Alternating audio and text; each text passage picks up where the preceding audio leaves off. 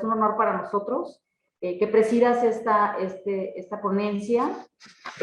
Me permití hacer una síntesis para más bien dar lugar a tu presentación. Sí quiero decir que pues todo lo que has hecho pues son logros que nos compartes y que valen muchísimo, ¿no? Sobre todo por tu aportación a la cultura y a la arquitectura y pues a la vida a la parte de cómo se está viviendo ahora, ¿no? El doctor Gustavo Romero Fernández cuenta con varios estudios, licenciatura, maestría y doctorado en arquitectura y especialidad en vivienda. Tiene también otro estudio en desarrollo urbano de la OEA, enseñanza del diseño y programa de estudios en vivienda en América Latina por la Universidad Nacional de Colombia, Holanda.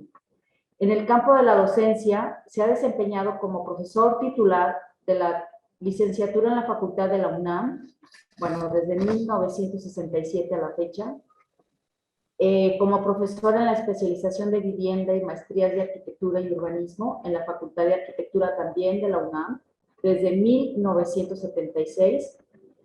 Ha sido profesor visitante en universidades, bueno, la Nacional, San Salvador Politécnica, La Habana, Politécnica, Madrid, Lovaina, Bélgica, Washington, New York, Nacional Santiago de Chile, Nacional Los Andes, Javeriana y Nacional de Colombia, bueno, Canadá, entre otras. Hay mucho que decir. En su desarrollo profesional ha sido miembro de diferentes ONG como COPERI AC y FOSOBI AC, desde 1970 al 2008. También ha participado en desarrollos habitacionales participativos, en cooperativas y asociaciones civiles, en la planeación urbana participativa, análisis, investigación, producción social del hábitat y la vivienda. En investigación, ha participado en COPEDI y en CITED, en el Programa Iberoamericano de Ciencia y Tecnología para el Desarrollo. Tiene numerosas publicaciones, algunas de las más recientes son participación en el desarrollo urbano y arquitectónico, en la producción social del hábitat, como coordinador y coautor. En la nueva ruralidad, Planeación participa en el espacio local, herramientas de planeamiento participativo, en el CITED, en la Agencia Suiza para el Desarrollo, bueno, Cuba, y tiene también publicaciones en colaboración con Romero y Oliveras en herramientas para pensar y creativo en colectivo, en programas intersectoriales de hábitat, Argentina. También en publicaciones, en colaboraciones como con López, Rangel, Platas, Romero, Salceda. Y bueno, son muchísimos más títulos, ¿no? Quisiera también resaltar, por otro lado, participación en publicaciones en Londres, en Alemania, y también su colaboración muy importante como jurado y comisiones, miembro técnico del Consejo Técnico del INVI en la Ciudad de México y jurado del Programa de Mejoramiento Barrial en la Ciudad de México también, y jurado de las mejores prácticas del hábitat de Naciones Unidas y Emiratos de Arabia. Bueno, realmente es muy vasto su currículum, doctor Romero, y pues más bien adelante, ¿no? Por estas razones y por toda su trayectoria, para mí es un honor, y para el 19º Foro de Historia y Crítica, contar con su participación. Doctor, adelante, tiene usted el micrófono.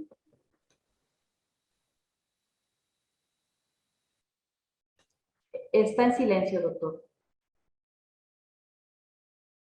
Tiene desactivado el micrófono. Sí, muy bien. Gracias. Primero Adelante. y antes que nada quiero dar las gracias al foro por haberme invitado, el doctor Enrique de Anda, y ya la presentación que se ha hecho, que hace ver, bueno, lo que en realidad está ahí atrás, que como dice el dicho, más sabemos por viejos que por diablos, ¿no? Entonces, bueno, entonces en ese sentido, yo creo que esto ha sido una trayectoria, una carrera muy interesante que me ha tocado vivir, y que yo creo que es parte de todo un conjunto de gentes que hemos estado en este proceso de construir todo un conjunto de caminos, de alternativas, y que ayer, por ejemplo, Enrique Ortiz lo decía con mucha amplitud y claridad en lo que él siempre ve de gran dimensión de las cosas, ¿no? Es decir, Enrique y yo pues, hemos estado 50 años en trabajo conjunto, ¿no? Totalmente paralelo en muchos aspectos, ¿no? Todavía últimamente estuvimos participando con la Comisión Internacional del Hábitat para hacer una propuesta para a la CONACYT de cómo podemos hacer que la producción social del hábitat rompa con todas los obstáculos y dificultades que tiene para su desarrollo, ¿no? De alguna manera con todos los miembros de la coalición en ese sentido. Y yo creo que ese es parte del asunto, es decir, un trabajo colectivo que tiene muchas manifestaciones en ese sentido, ¿no? Y mucho de lo que voy a decir, pues, es parte de eso. Primeramente, yo quisiera mencionar que cuando inicié mis estudios de doctorado, no hace mucho tiempo, porque apenas los estoy, digamos, los acabo de hacer, me pregunté qué era lo que yo quería hacer, ¿no? De alguna manera, y lo que a mí me parecía importante en ese sentido. Y una de las cosas que vi, todo lo que había pensado cuando entré a la escuela, ¿no? Y todo lo que se me había enseñado en ese sentido, y toda esta visión del arquitecto de la modernidad y con todas sus manifestaciones, ¿no? Y cómo se nos hizo ver y creer que había que ver fundamentalmente tecnología, construcción, estética, geometría, espacial, la cuestión de los espacios, como se dice, que es una frase no muy feliz de que manejamos en arquitectura, porque el espacio es demasiado abstracto para manejarlo. Y entonces, todo eso que yo pensé que era necesario, pero que después me di cuenta que no solamente era necesario, sino que no era suficiente. Y que no solamente era ese problema, sino que además nos obstaculizaba para poder entender profundamente las cosas. Y que necesitábamos mucho más el compromiso en ese sentido. De ver más allá de eso y empezar a preguntarnos toda una serie de cuestiones al respecto. En lo que estamos oyendo de muchas de las participaciones, yo creo que hay esta inquietud en muchos lados ya por preguntarse qué está pasando, ¿no? ¿Qué sucede con toda esta cuestión, ¿no? ¿Qué nos está aconteciendo con este aspecto? Y bueno, entonces yo creo que voy a tratar de ver alguna serie de cosas que van un poco primero desde una reflexión crítica y teórica que yo he venido haciendo conjuntamente con una serie de compañeros que hemos formado la Liga de Arquitectura, Diseño, Complejidad y Participación en la Facultad de Arquitectura. Aquí nos hemos planteado a llevar a cabo toda una reflexión crítica al respecto desde la esencia misma del pensamiento, es decir, de qué estamos hablando cuando estamos hablando de, llamamos arquitectura. Y entonces eso es parte de lo que, de alguna manera, yo quisiera pedirle al compañero, digamos que me acompaña primero también de la Liga, al maestro Ulises Castañeda, que si puede compartir pantalla para ayudarme, bueno, poner algunas cosas que nos pueden servir un poco para poder ir refiriendo alguna imagen que nos ayude, pero no, en ese sentido, ¿no? Bueno, las primeras cuestiones es que nos preguntamos qué es eso de la arquitectura, ¿qué queremos entender con esa frase polisémica que tenemos en ese sentido? Y bueno, primeramente el asunto es que los seres humanos poblamos el mundo. Y esto es muy importante de recuperar, y esto lo hicimos hace muchísimo tiempo, yo lo aprendí de las ONGs, del término poblamiento. Poblar es realmente lo que hacemos. No hacemos desarrollo urbano, no poblamos el mundo, ¿no? Esto es decir, ubicamos y nos ocupamos en el territorio. Por lo tanto, esto nos implica cómo podemos nosotros tener una realidad material ante ellos y cómo tenemos que interactuar con todos nuestros mismos sujetos, ¿no? De la especie humana, y cómo podemos llevar a cabo a producir esta realidad material de este fenómeno, y aquí vamos al asunto, vamos al fenómeno, porque eso es una de las cosas, la esencia, al cual hemos llamado construcción social de lo espacial habitable. Más adelante, entonces, esta primera cuestión es que nosotros los seres humanos, en realidad, nos enfrentamos digamos, como especie humana, a un hábitat natural, al cual hay que trabajar sobre él y que vamos haciendo todo un hábitat edificado, un hábitat que vamos haciéndolo, transformándolo en este imaginario social. y lo estamos viendo fundamentalmente como un proceso social, no un proceso meramente tecnológico o meramente formal, o meramente como muchas veces se ha pretendido hacer dentro de las que podemos llamar historias formalísticas de la arquitectura, que son las que tenemos, ¿no? Básicamente. Adelante. Bueno, es lo que nosotros decimos aquí, ¿no? Es esto de lo que estamos llamando esta intuición eidética, es decir, de las ideas, de alguna manera, y que también nos dice esta cualidad fundamental, ¿no? Que después sería, digamos, una de las cosas que nos va a decir Alexander también en ese sentido, pero que sobre todo, esto es lo que es muy importante, ¿no? Que revela una multiplicidad sociocultural, que ya muchos lo han dicho, pero esto tenemos que verlo y entenderlo, ¿no? Para llevarnos a una cuestión que voy a comentar posteriormente. Y esto evita que se convierta en un pretexto más, ya sea para la homogeneización técnica reificada, ya para la reducción esteticista que la mayoría de los arquitectos sostienen en su monólogo. El énfasis está puesto en todo caso en la idea de que estos fenómenos pueden concebirse como construcciones sociales históricas determinadas.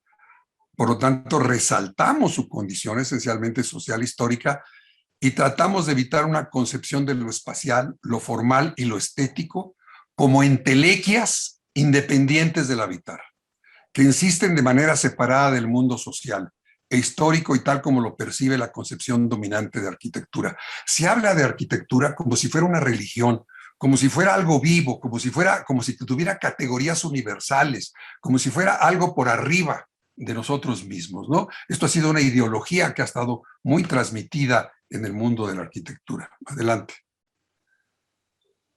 Bueno, evidentemente esto implica siempre esta cuestión de tener que enfrentarnos a toda esta construcción tecnológica y todo este tipo de cosas pero que nos vamos entendiendo siempre con esta cuestión de un proceso complejo que es producto y producente. Es decir, nosotros producimos algo y eso se vuelve un producente, pero al mismo tiempo todo eso está detrás de toda una manera de pensarlo y sentirlo. Por eso nosotros llamamos construcción social y no producción social, sino construcción social en términos como se usa mucho más en las ciencias sociales, es decir, mentalmente vamos construyendo, pensamos, hacemos, vemos y volvemos a actuar y volvemos haciendo en este tipo de cosas.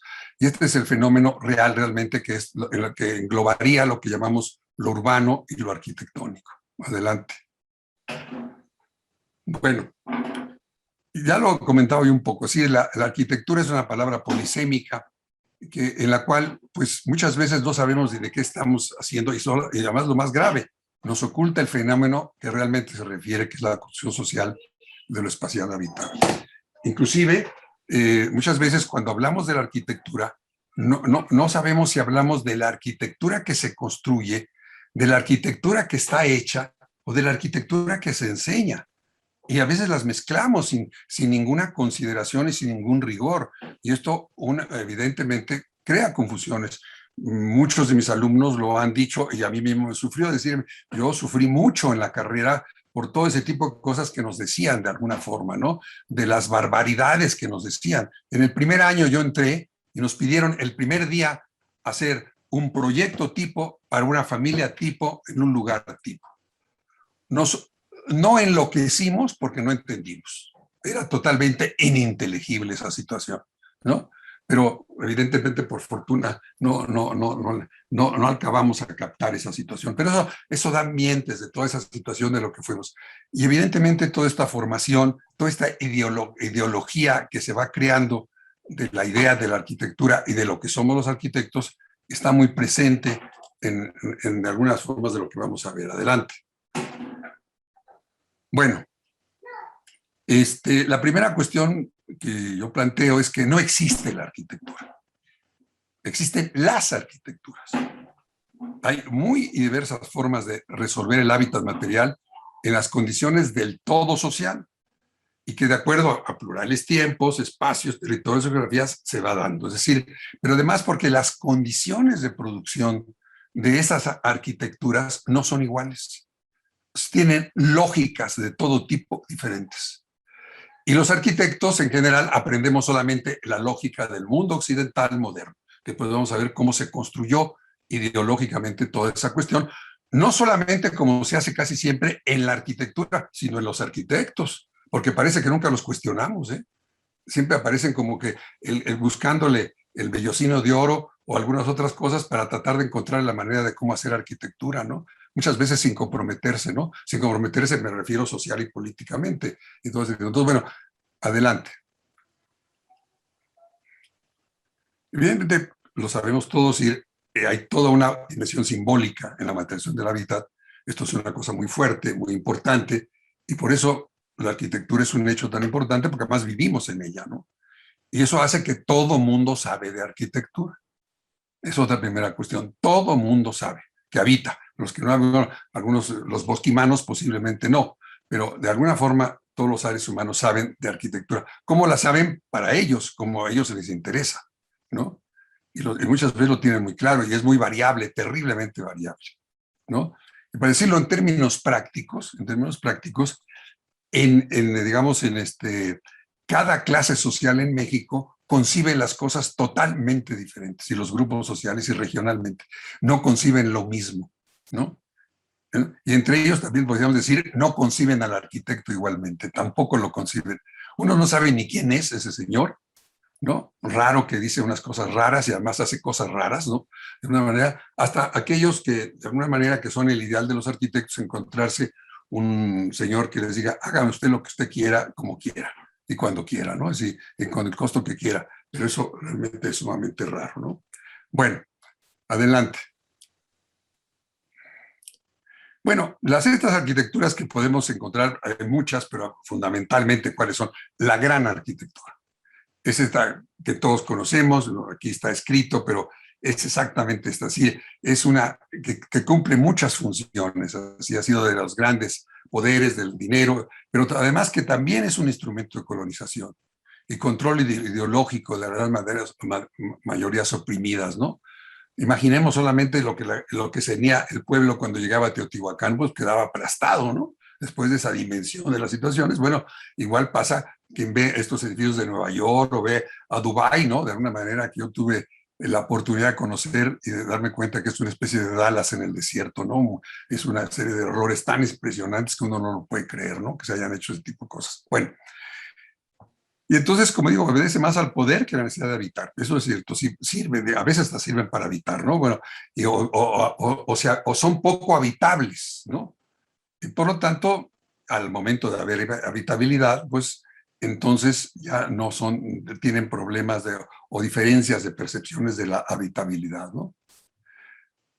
Que también es otro tema que aprovecho, es decir, el confundir cuando los arquitectos pretenden encontrar la habitabilidad, es como encontrar, vuelvo a repetir, ¿cómo se llama? La técnica para convertir los metales en oro, el vellocino de oro, porque la habitabilidad no se puede hacer, es imposible hacerla. Podemos hacer lo habitable, el espacio habitable. La habitabilidad es la relación de los seres humanos con los espacios, con la espacialidad construida.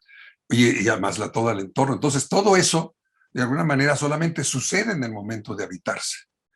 Podemos tener tendencias de prevenir, algunas que sabemos por experiencia, por muchas cosas, eso más bien por experiencia empírica, porque en realidad, como se ve, hay muy poca, no existe una ciencia de la arquitectura, ¿no? Hay procesos de tratar de construirla muy desperdigados, pero no hay una ciencia. La arquitectura no es ciencia, ¿no? De alguna manera, en primer lugar, porque yo pregunto a los presentes cuántos de los que han construido se han ido a evaluar y conocer los resultados de la arquitectura que han realizado, y si además de alguna manera la han sistematizado y escrito y puede compaginarse para ser evaluada como tal. Como casi eso no existe, pues no puede existir propiamente una ciencia de la arquitectura. Bueno, y entonces evidentemente tiene esta cuestión que nos asombra a todos, que nos queda decir esta capacidad tecnológica creativa que dice uno, bueno, qué maravilla, ¿no? Uno no deja de maravillarse este tipo de cosas, pero también de uno de preguntarse, ¿y después de esto, no? Adelante. Bueno, también la arquitectura que se realiza por otros y para otros. Esta arquitectura la hacen constructores, gente de mucho tiempo, se ha hecho históricamente, pues van desde estos edificios de Roma a los edificios que se hicieron en las primeras fases de la industrial, que no fueron hechos por arquitectos, digamos, y también toda la arquitectura que podríamos llamar doméstica media, que hacemos los arquitectos por encargo, ¿no? Es decir, que nos piden así de una manera, pero que no es esa gran arquitectura, esa que no aparece o aparece muy poco en las revistas en ese sentido, sino es una, digamos, y que hay una relación, o sea, forzada, de todas maneras dialéctica, pero conflictiva con los usuarios cuando los arquitectos nos enfrentamos a ella, ¿no? Adelante. Bueno, y está la otra, la arquitectura vernácula, que realmente se le hace mucha, digamos, mucha referencia, muchas cosas que evidentemente tienen muchas características importantes porque históricamente ha estado, digamos, muy ligada a los lugares, al medio ambiente, a procesos de construcción popular sabidas por la población. Ese modo intemporal de construir que nos dice Alexander estaría ahí en esa situación de alguna manera, y esa cualidad sin nombre que está en ese momento, ¿no? Pero estas arquitecturas, sobre todo la gran arquitectura han estado pocamente relacionadas de alguna forma, ¿no? Sí, en ese sentido. Y posteriormente, adelante, vamos. Bueno, estas son algunas de las cosas que evidentemente esto hace que suceda, de la complejidad a la que se va enfrentando la nueva construcción de las ciudades, ¿no? Adelante. También esto ya lo habíamos mencionado, adelante. Y esto que empieza a suceder, ¿no? Que es muy importante, con todo lo que pues, sucede con el crecimiento de las ciudades y la llegada de las inmigraciones rurales, empieza a querer también toda una idea de control, de legales o reglamentos que de alguna manera pretenden de alguna manera tener un sistema que ordene, que mantenga ciertas condiciones que se podían establecer socialmente, ¿no? Y esto fue una preocupación y que llegó a la deformación ya en el siglo XX de creer que los reglamentos evitan la pobreza y la desigualdad. Y entonces sucede como sucede en nuestros países, que los reglamentos fueron construidos por las élites dominantes de un país que solamente es el 20 o 30%, 40%, dependiendo del país latinoamericano, y que el resto está totalmente fuera. Y entonces pretenden meter a todo mundo en un saco que no corresponde, porque en las sociedades que llegaron a ser más equilibradas o más igualitarias, esto tenía una cierta posibilidad de razón, ¿no? Sobre todo en las sociedades europeas, ¿no? Pero en el caso nuestro, esto es una contradicción. Es decir, meter, digamos, reglamentos que están llenos de buenas intenciones, recordando siempre el viejo adagio que dice, de buenas intenciones está empedrado el camino al infierno. Cuando nosotros empezamos a trabajar en los 70s, nos enfrentamos a un gran problema. Todo estaba prohibido para los pobres. No se podía hacer nada. Se tenía que hacer una gran cantidad de cosas para poder acceder a tener una vivienda que tenía que ser terminada y que tenía que tener todos los elementos de la modernidad. Pues sí, puede ser muy buenas, qué bueno, ¿no? Y de la izquierda quería mucho, cierta izquierda quería que así tenía que ser y rápidamente porque era lo justo para los trabajadores, pero cuando teníamos una demanda de 100,000 se podía hacer para 1,000, ¿no? Porque ese era para lo que alcanzaban los recursos para esa situación, ¿no? Entonces, estas contribuciones, en lugar de manejarse, se siguieron llevando a cabo, en la cual todo el mundo se sentía muy confortable, pues hacemos 1,000 viviendas aparentemente muy bonitas, hechas por arquitectos y con una cierta morfología y ciertas lógicas que aparecen muy buenas, pero que no necesariamente respondían a las problemáticas existentes, ¿no? Y entonces esto, digamos, fue uno de los problemas que nos estamos enfrentando en el siglo XX. En los 40 y tantos años que trabajamos bueno, y todavía en la facultad y todo, cuando nos enfrentamos al hacer vivienda, nos tenemos que enfrentar siempre a los reglamentos. Nunca pudimos hacer una con todos los reglamentos.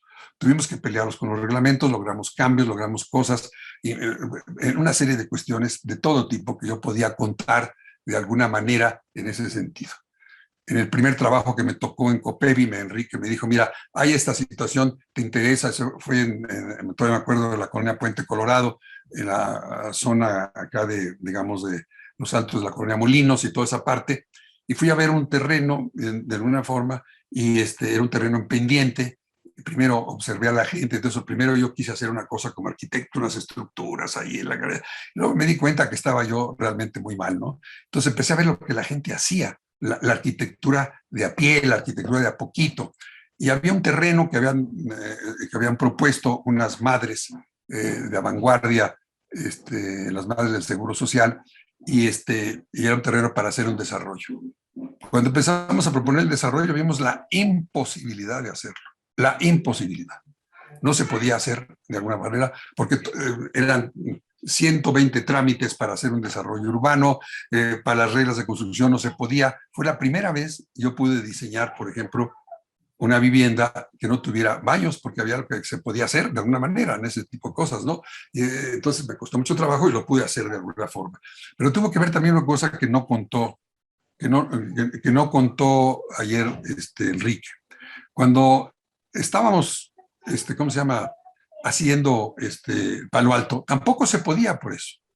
Y entonces el grupo político que apoyaba, más bien el grupo del padre que estaba ahí, y el grupo de apoyo y la propia gente, se vio una estrategia, que era que autoinvadir el lugar.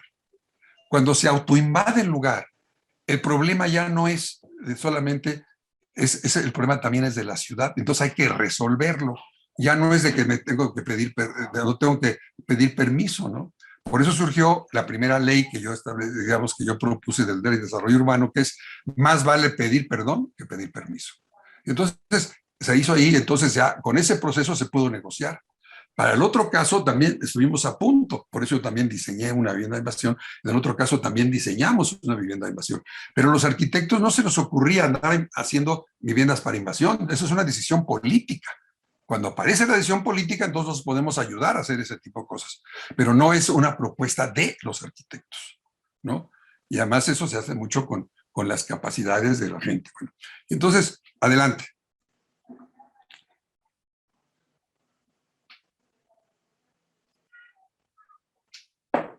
Bueno, surge toda esta cuestión. Aquí está Nolalco Tlatelolco, una de las máximas barbaridades que hemos hecho en este país, ¿no? De alguna manera, bueno, pues sirvieron después porque se hizo inicialmente para las clases populares y acabó siendo para las clases medias donde más o menos funciona y sobre todo si tienen un poco más de nivel, ¿no? Porque uno de los problemas es que toda vivienda que no se adecúa a las condiciones arquitectónicas, urbanas, económicas, sociales, culturales, jurídicas de la población, va a sufrir una transformación en un sentido positivo o en un sentido negativo. Es decir, la van a transformar, la van a hacer, en uno se deteriora y en otro se mejora. O sea, la vivienda no es una cosa así que pueda ser genérica, como creyó el movimiento moderno, en el que hemos dicho mucho que se falluqueó, ¿cómo se llama? Digamos, el arquitecto Mario Pani es nuestro principal falluquero arquitectónico, nunca pasó por una discusión teórica, una cosa por qué tenía que implantar en México este tipo de cosas de alguna forma, ¿no? Entonces, esto se repitió y toda una política habitacional en la cual ahí los arquitectos no son precisamente los culpables, pero tanta culpa tiene el que mata a la vaca como el que le agarra la pata. ¿Cuál es la situación que hicieron para familia nuclear? Pero sucede que las familias nucleares casi no existen en los sectores populares y en parte de los sectores medios.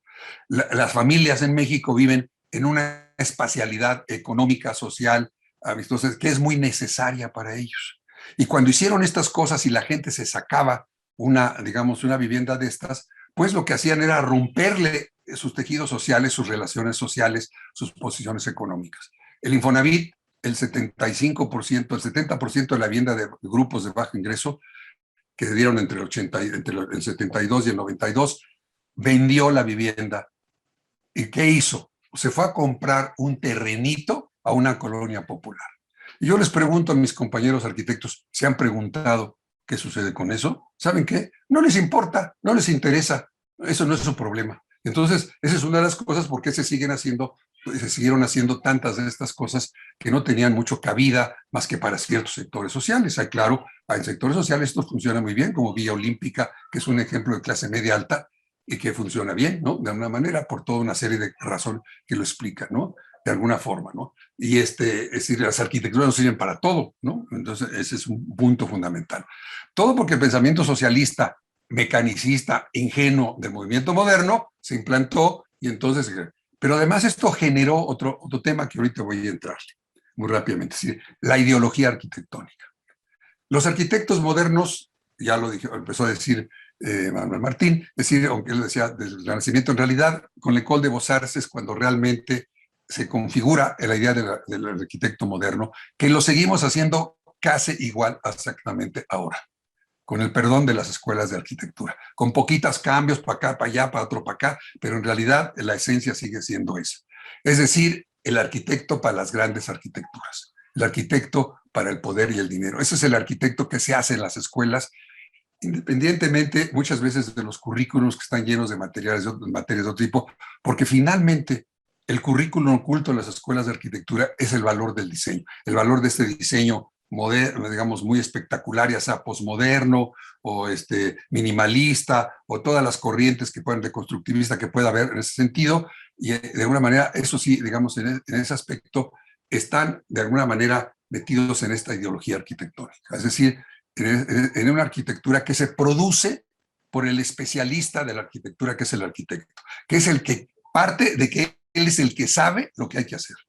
Cuando hay un gran problema, las escuelas de arquitectura no estudian el habitar, ¿no? Más que excepcionalmente, apenas ahora que empieza a haber posiblemente ya hay una apertura a este tipo de cosas. En el año 2000 tuvimos una reunión en Buenos Aires con el curso del habitar, que la única escuela que lo tenía en ese momento era la Escuela de Buenos Aires, con el doctor Doberti, que fue el que implantó mucho esta cuestión. Nadie más tenía esta cuestión del habitar.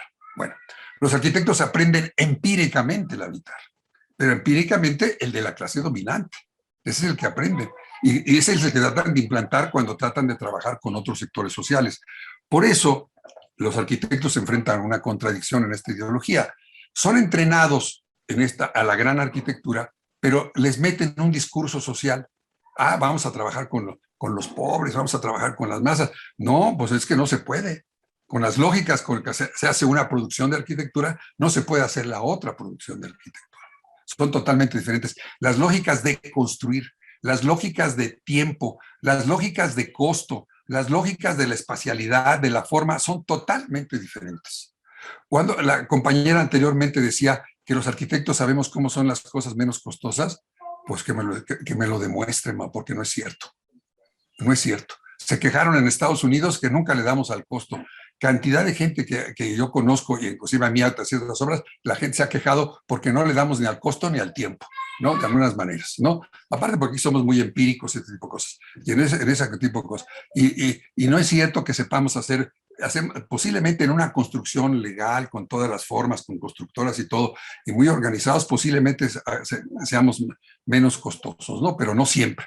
Muchas veces por eso la gente no quiere mucho un arquitecto, porque le sale más costoso, ¿no? De alguna manera.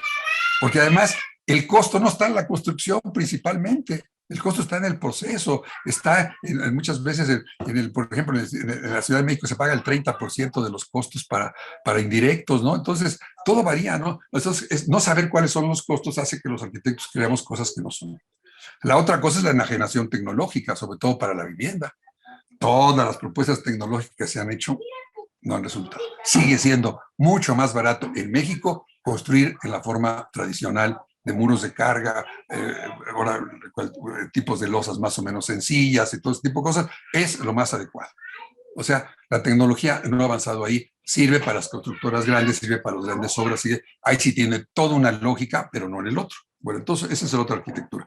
Pero esto ya es, vamos a pasar a lo que yo quisiera decir aquí al final, que hay una contradicción en la formación de los arquitectos. Una contradicción en la ideología que se les pone. Nunca son criticados, como si ellos fueran, tienen un gran problema, que lo vamos a ver a una cosa. Nunca nos enseñaron a interpretar, pero interpretamos. Entonces dice uno, ¿cómo interpreta uno la demanda?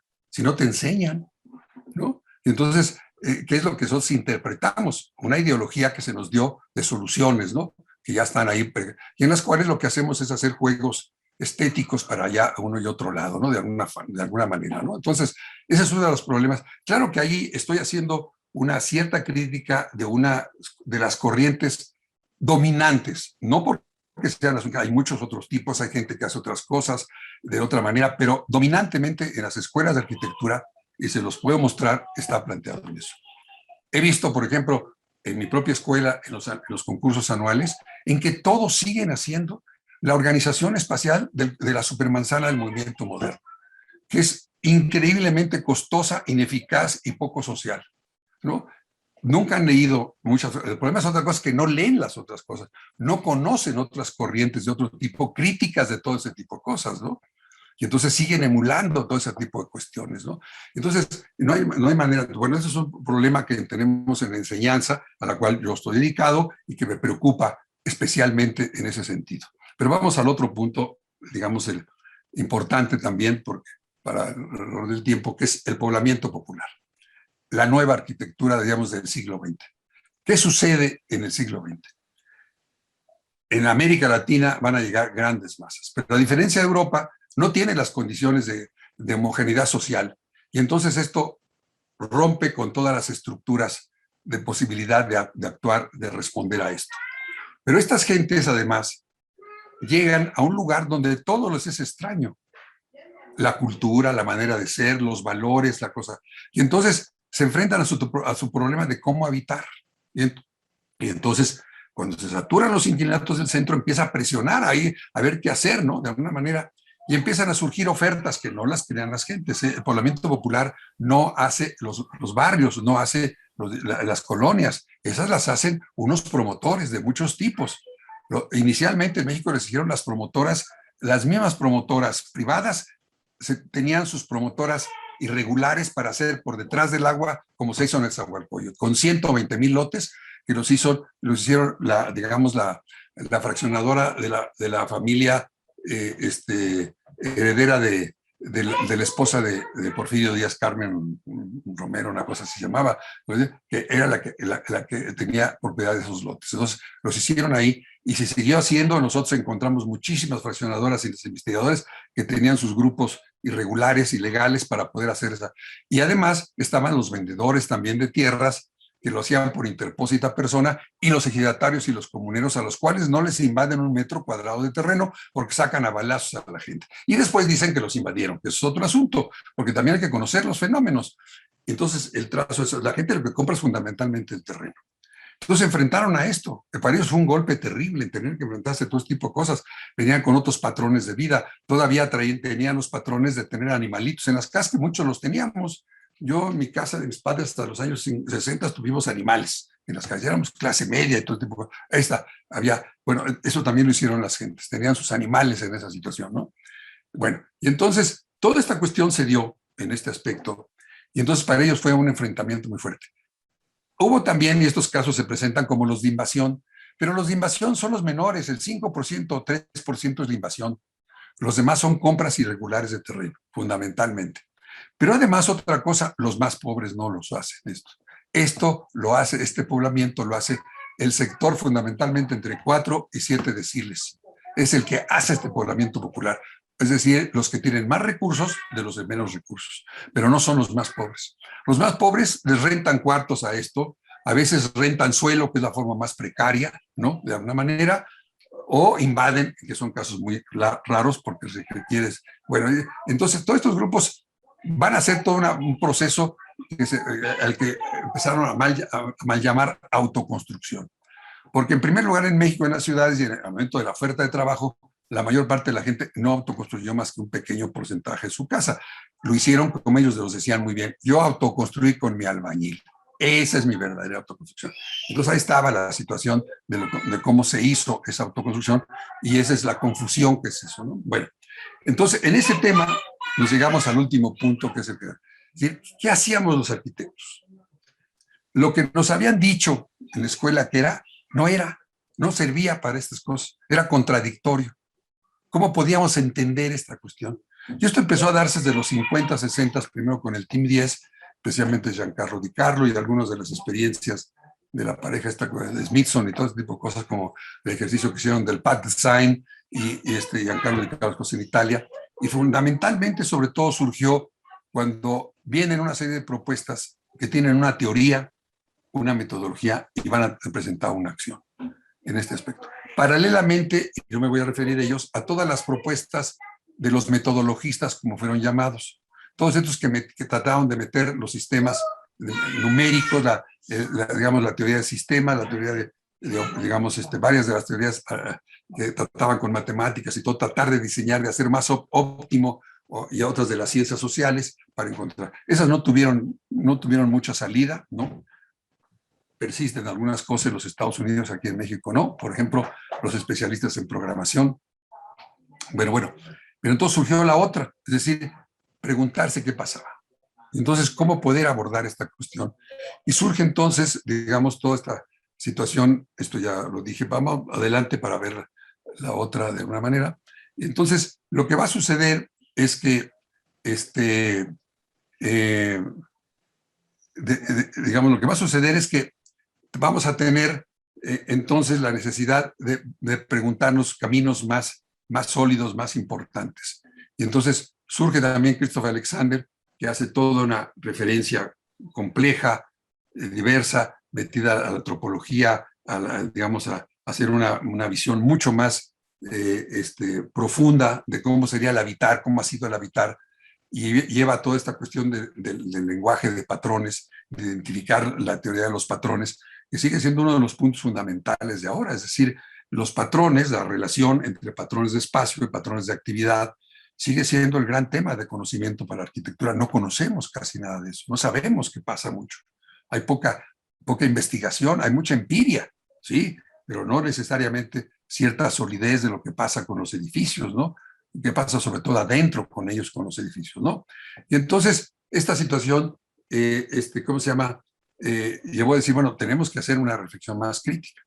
Surge también, de alguna manera, Henry Sanoff en los 60 en los Estados Unidos, que él mucho, digamos, en función del progresismo norteamericano, con las teorías de Dewey y otras gentes, va a proponer toda una serie de cuestiones con respecto a cómo llevar a cabo la participación. Él va a dar un enorme valor a la organización y a la organización y al sentido político de la cosa, y va a llevar un trabajo que fundamentalmente se va a llevar a cabo en las escuelas y todo eso, pero también en las viviendas, ¿no? Y él además va a ser el formador de un grupo muy interesante en los Estados Unidos, que es el EDRA, que es Environmental Design Research Association, que agrupa a una gran cantidad de gentes, hasta arquitectos también, hay muchos arquitectos, pero hay de todos tipos, ¿no? De alguna manera de esta cosa, y que va a promover mucho toda esta cuestión de cómo se da la participación, que se viene dando mucho más en la parte también de la cuestión urbana, con toda la situación de los movimientos urbanos y de la lucha por un derecho a participar en las cuestiones de la ciudad, ¿no? Sobre todo por los problemas de la renovación urbana en los Estados Unidos, que como acabó con ese dicho que decía Urban Renewal, Negro Removal.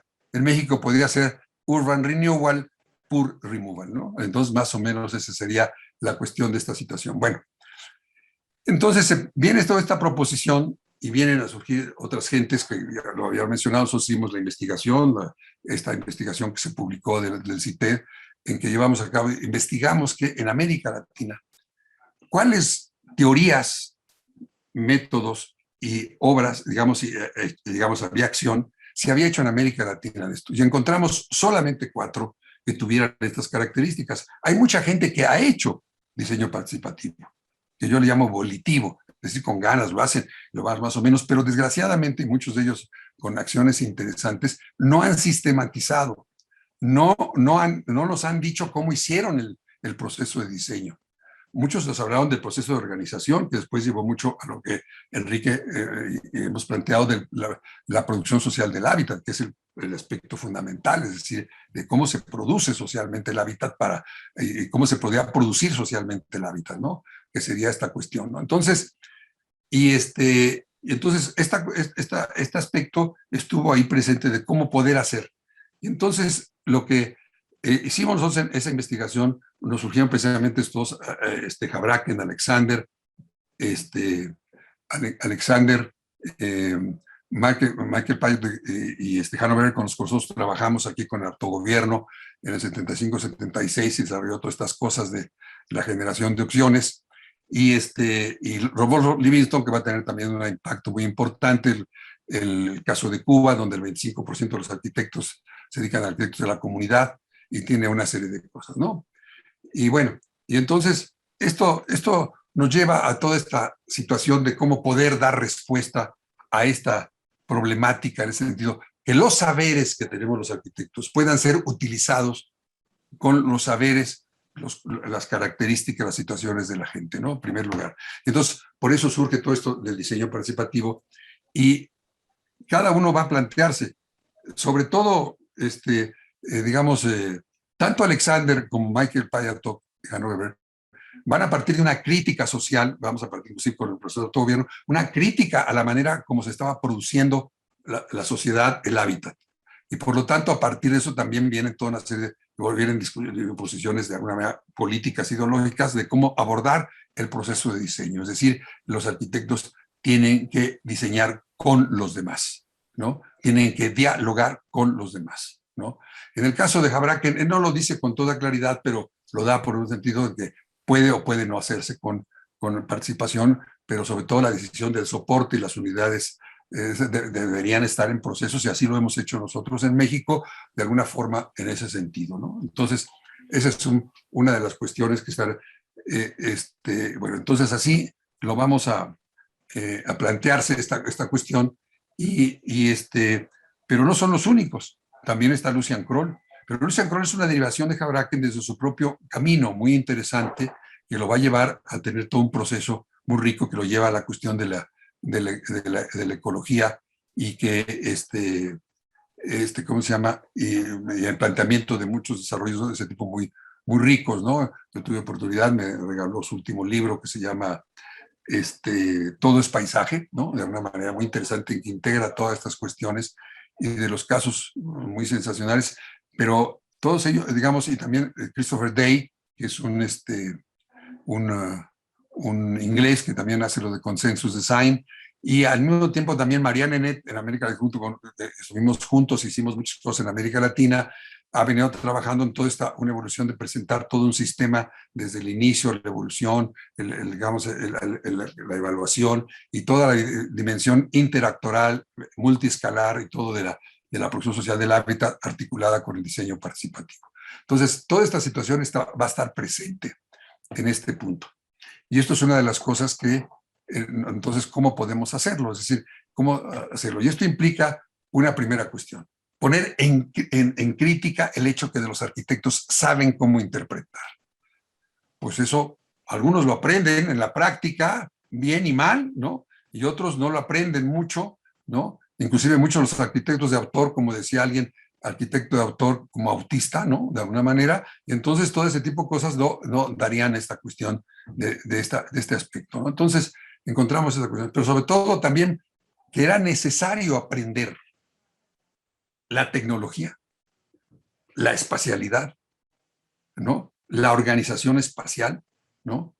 La estética con nueva forma de acercarse a ella, es decir, tenemos que discutirla con los demás, todo con ellos los demás. Nosotros lo que más discutíamos con los grupos de bajo ingreso era la tecnología. Para ellos es fundamental la tecnología, ¿no? De alguna manera, a veces nos pararon las obras por ver que estaban haciendo unos castillos con acero de alto, ¿cómo se llama? De estos delgaditos de alta resistencia, porque ellos querían varilla de 3 octavos. Y así como esas, había muchas anécdotas de todos los problemas que hay con esa cuestión. Y además, el aspecto fundamentalmente con la estética, con ellos casi nunca nos metemos. Tenemos dos mundos diferentes en ese sentido. Podemos proponer hacer una cosa, pero este trabajo es un trabajo dialéctico. No es que el arquitecto, como algunos han creído, se convierta en un dibujante, ¿no? De alguna forma, en ese sentido. Me voy a permitir leer una cosa de la participación que me parece que es importante señalarla, ¿no?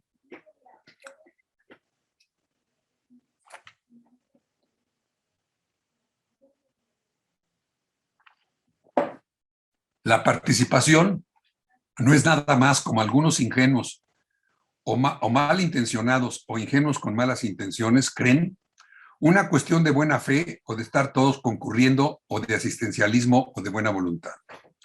La participación no es la compartición de ignorancias y voluntarismo altruistas, benevolentes, benefactores o filantrópicos. La participación no es tampoco una simple cuestión metodológica de razón instrumental. La instrumentalidad imperando el modo procedimental de las operaciones necesarias para salvar al mundo. La participación es e implica esencialmente una nueva manera de conocer las cosas, de conocer y de concebir el mundo. Es, en ese sentido, una epistemología en construcción, o si se quiere, una nueva postura epistemológica de la arquitectura y la ciudad, una nueva epistemología de la espacialidad habitable, de las condiciones materiales del hábitat humano. La participación es multiciencia, pues implica la inclusión de paradigmas de orden fenomenológico, sociológico, psicológico, antropológico y etnológico, mucho más indispensables para una adecuada material del hábitat que el saber formal, geométrico, tecnológico, parte importante pero no única. Las relaciones familiares, la diversidad cultural y la diversidad social, la diversidad de expresiones del hábitat humano y en estos la variedad de estratos socioespaciales, los discursos ético-morales, las aspiraciones, los deseos, las representaciones de la realidad dentro de estas, la representación del espacio y de los objetos que lo delimitan y permiten o habilitan la espacialidad humana, recursos, tipos, etcétera, el habitar y los fenómenos que de y en él se derivan, la cotidianidad y la vida táctica, sometida al discurrir espacio-temporal, las nociones complejas de habitabilidad y socioespacialidad, los procesos de tensión, disolución, construcción, empoderamiento y lucha en los diferentes ámbitos socioespaciales de la ciudad y un largo, etcétera. La participación es una forma de investigar, no es cualitativa ni cuantitativa, las implica y las rebasa y abarca, subsume a la opinión de todas las aptitudes hermenéuticas o de interpretación del técnico o del indicador especialista. La participación es postura ideológica y política, pretensión de democracia. Se refiere a la capacidad de incluir las voces acalladas por las prácticas dominantes en los diversos procesos. Todos los procesos, no solo el diseño, de producción del hábitat humano, pero en esencia se refiere a la posibilidad de empoderamiento, distribución del conocimiento urbano arquitectónico entre quienes habitualmente están escindidos de él, más o menos el 80 o 90% de la población, que no decide su habitar. La participación en los procesos colectivos de toma de decisiones se reconoce como uno de los ejes centrales de la construcción democrática de una sociedad que actualmente permea a casi todas las actividades humanas. La cuestión urbana es aceptada como una cuestión fundamental. Sin embargo, la arquitectura profesional es uno de los campos más cerrados al respecto. En ese sentido, la capacidad intelectual y práctica de mantener la diversidad y heterogeneidad del habitar humano como un patrimonio insustituible, como parte de la riqueza de los acervos propios de la humanidad, así como se han reconocido y mantenido las diferentes lenguas, religiones, cosmovisiones, filosofías. La participación es divulgación del conocimiento arquitectónico. Esto ofrece una invaluable herramienta a la disciplina arquitectónica. La difusión y facilitación del acervo disciplinar no solo es un acto de justicia y equidad, es la eventualidad de ampliar los mercados y contactos profesionales del arquitecto, de por sí tan restringidos y cada vez más restringidos hacia sectores no considerados por la enseñanza tradicional. La participación es una forma de investigar, no es cualitativa ni cuantitativa, las implica y las... Bueno, eso ya lo de... La participación es postura ideológica y política y, en fin, de participación en democracia. En fin, yo creo que todas estas cosas que están aquí, de alguna manera, nos dicen algo que implica todo lo que ha sido la participación. Vamos a seguir adelante, digamos, este punto para poder ver algunos casos, digamos, rápidamente. Bueno, esto es, digamos, algunas cosas que... Adelante. Bueno, la idea sobre todo el pensamiento complejo, que hemos trabajado con él, de alguna manera, de introducir todo lo que es el pensamiento complejo en el pensamiento arquitectónico, digamos, el pensamiento sistémico, la dialéctica, la recursividad, la holística, así que de alguna manera nos permitan actuar siempre con ese entendimiento complejo de la arquitectura y de la situación del conflicto. Siempre son procesos de conflicto. Adelante. Adelante. Vamos a pasar un poco rápido estos, pero adelante. Estos repite algunas de las cosas. Adelante. Adelante. Bueno, nosotros nos hemos abocado en esto a hacer este tipo de cuestiones. Inclusive, aquí presentamos algunas cosas, inclusive el caso de Aravena, que alguien preguntaba ayer. El caso de Aravena es muy peculiar, porque es un caso de participación relativa. Le preguntaron a la gente, se decide hacer una forma de arquitectura progresiva y se les entrega, no hay mayor organización social, no hay ningún apoyo a este tipo de cuestiones, y se le publicita en demasía. Hay otro problema. Aravena nunca dice sus orígenes. En primer lugar, esto es la teoría de Houbraken, de alguna manera, pero además hay un proceso mucho más significativo realizado en 1996 por Fernando Castillo en Santiago de Chile, en la cooperativa,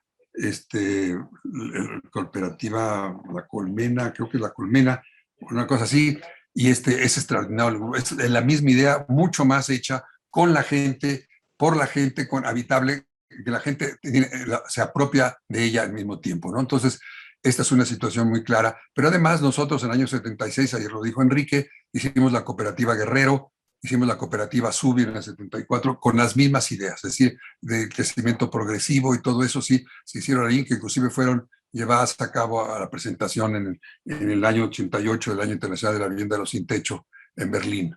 Entonces, en el 86, perdón. Entonces, todo ese tipo de cosas ya se hicieron. Lo que pasa es que este hombre creyó que descubrió el agua hervida. Pero como es un arquitecto del Star System, y inclusive había sido jurado, pues se lo dieron. Pero en América Latina hay 15 arquitectos que hubieran merecido 20 antes que él el premio de este tipo de cosas. Adelante.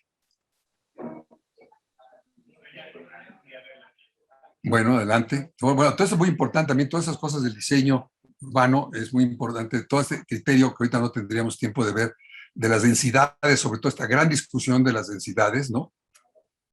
Esto es, digamos, la densidad es cultura, la densidad es muchas cosas, ¿no? Y entonces, esto, además hay un desconocimiento. Este es un caso de que nosotros desarrollamos de vivienda unifamiliar agrupada. Cada uno le queda un espacio de 6x6, en donde se diseña una vivienda para crecer a 3 pisos, ¿no? Y es una asociación civil que construye, que consigue un préstamo de una entidad de la Ciudad de México y ha llevado a cabo su proceso y que ha seguido un proceso, digamos, variado, lleva hasta ya 5 pisos, ¿no? De alguna manera hicimos una evaluación, se presentó, resultó el Premio Latinoamericano de Vivienda Progresiva por su propuesta de participación social, de alta densidad en zonas intermedias. Llegamos a una densidad casi parecida a Nonalco Tlatelolco y es probable que ahora que ya son viviendas plurifamiliares tenga una densidad igual con vivienda unifamiliar. Por eso uno diría, ¿por qué se hacen viviendas departamentales en muchos casos? Yo creo que por ignorancia de muchos del conocimiento de los fenómenos, sino de repitiendo mucho las teorías dominantes. Adelante. Este es el caso de cómo se muestra, cómo se fue dando el crecimiento. Esta ya es la evaluación. La gente llevó a cabo, por ejemplo, estas partes que están en color, no estaban en el proceso inicial, ¿no? Adelante. Esa es una de las que hicimos en el sismo, que también el príncipe Carlos con su fundación que vino a México para tratar de ver cuáles eran los resultados más interesantes y revisaron varias, escogieron una del grupo CEMBI y esta de nosotros, y finalmente aquí estuvo el príncipe Carlos. Yo tengo por ahí una foto con él explicándole en este asunto. Él tiene ¿cómo se llama? Una fundación a la cual Teodoro González de León le llamó el enemigo público número 1 del movimiento moderno. Yo no sé si eso fue un elogio o fue una crítica. Adelante. Estos son los grupos más o menos que se hicieron durante eran viviendas progresivas. Nosotros nos opusimos al programa de gobierno que tenía 40 metros, nosotros también tuvimos que hacer los primeros 40 metros con el recurso gubernamental, pero nuestras viviendas tienen actualmente 90, fueron criticados por los arquitectos y los del gobierno porque dijeron que íbamos a hacer cartolandias, ¿no? Bueno, pero la gente ya tiene 90 metros y con el tiempo ya está mucho mejor. En cambio, los otros se quedaron con los 42, ¿no? Con los hinchos que les dieron. Adelante.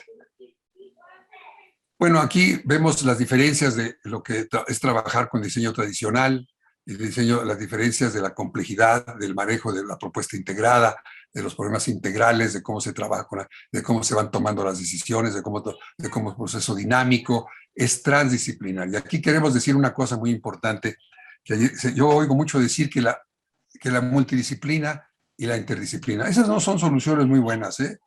Yo nomás quiero ver que nos caiga en un trabajo un sociólogo funcionalista, un economista marxista, un antropólogo estructuralista y un arquitecto tradicional, y aquello es una bomba, ¿no? La transdisciplina no resuelve las cosas así, simplemente, ¿no?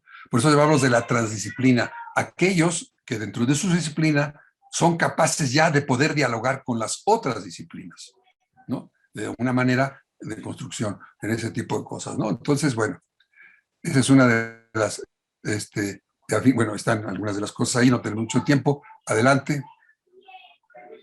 Bueno, también aquí seguimos con hacer ver estas las diferencias de las producciones que puede haber de espontánea, que también es lo que hace la gente, ¿no? De alguna manera, y ese tipo de cuestiones, ¿no? Entonces,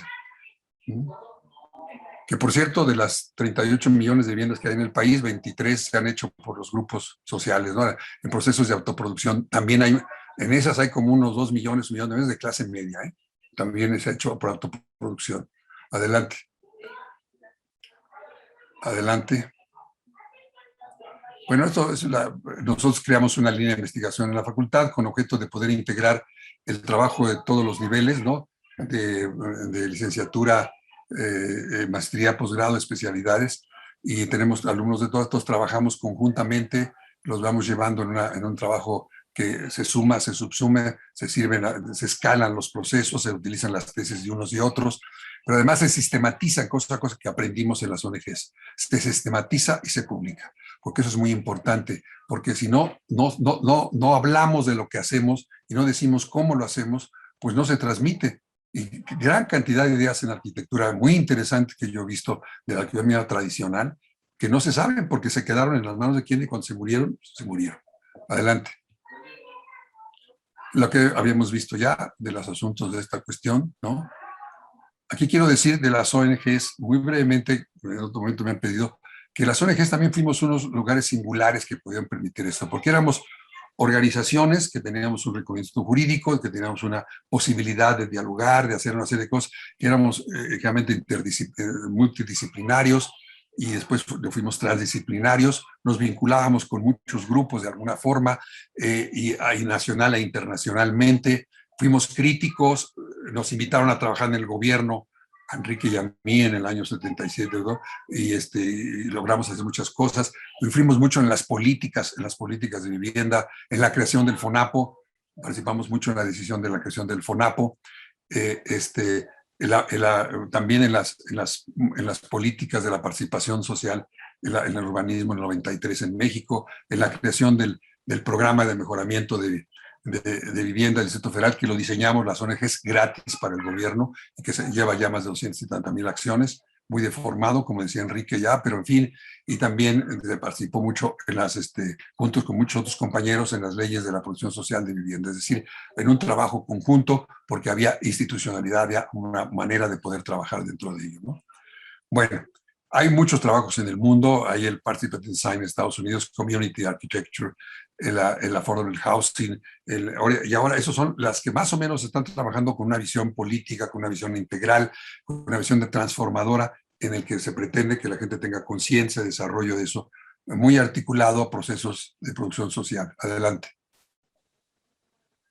Bueno, ahí están algunas de las cosas de lo que se ha hecho con Habrá, que es un proyecto en Japón, su último libro, porque los otros tipos de textos, muy interesante, la estructura del ordinario, cómo nos hace ver cómo podemos leer y ver ese mundo, de una manera de entenderlo con mucho mejor profundidad, en sus detalles desde el punto de vista morfológico. Adelante.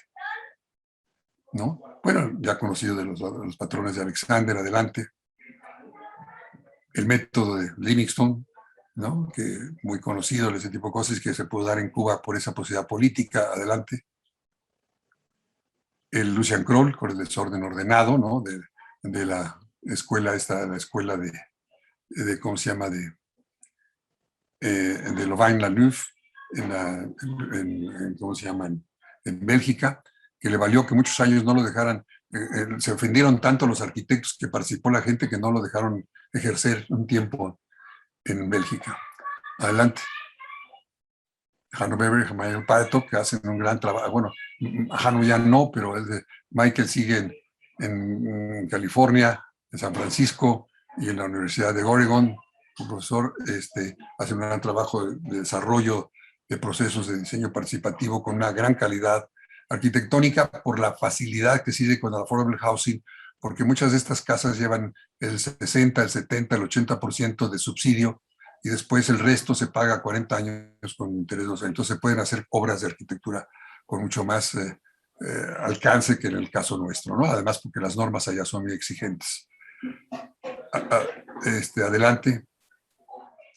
Bueno, adelante, nos hemos hecho aquí una serie de cosas de la universidad, de lo que les decía a ustedes. Adelante. Bueno, los trabajos en la facultad. Adelante.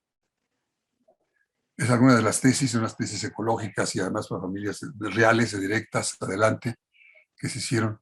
Aquí están algunos de los mecanismos de opciones, cómo se le van presentando a la gente. Bueno, nosotros trabajamos muy abstractamente para poder primero discutir los conceptos, no las soluciones, y se va dando todo este proceso. Tiene un largo proceso de cómo se hace todo esto, ¿no? Esto nomás es una ejemplificación. Adelante. Es una colonia ecológica con ejidatarios, investigadores universitarios y población en Morelia. Adelante. También se lleva a cabo todo un proceso de diseño participativo. Adelante. También una cooperativa que requería un proceso de diseño con estas, para que, ¿cómo se llama?, pudieran presentar su solicitud de legalización del lugar y a poder hacer una propuesta también financiera. Se les hizo por unas compañeras que estuvieron buscándolo durante medio año y ellas hicieron el proyecto que se concursó por la red ULACAF, Unión Latinoamericana de Catas de Vivienda, en 2008 y ganó el premio latinoamericano de ese año. Adelante. Ahí están los procesos de discusión. Adelante. Adelante. Algunos de los nombres de las tesis. Adelante. Llevamos alrededor de 120 tesis hechas en el 2008 para acá. Adelante.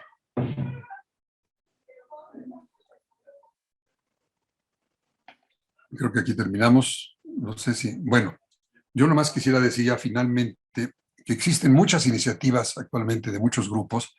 Algunos mencionaban, como la arquitectura Tozonapa, la cooperativa, perdón, en la que grupos como Comunal o Cooperación Comunitaria, que han sido también algunas de las alumnas nuestras, con un trabajo sensacional también de gran creatividad, de gran integralidad, ¿no? De alguna manera que están actuando sobre esto. Ya hay varios grupos, ¿no? De alguna manera otros más que están haciendo en América Latina.